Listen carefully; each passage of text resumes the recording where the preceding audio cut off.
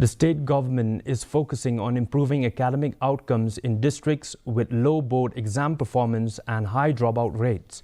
Targeted programs are being introduced under the CM Impact program to address these issues. The government aims to increase the pass percentage by allowing students to appear for board exams twice a year. These initiatives follow the 2024 Meghalaya Board of School Education Class 10 exam results, which recorded a 55.80% pass rate, the second best in 5 years. Education Minister Rakam A. Sangma said that the government is determined to further improve academic performance and reduce dropout rates through these reforms.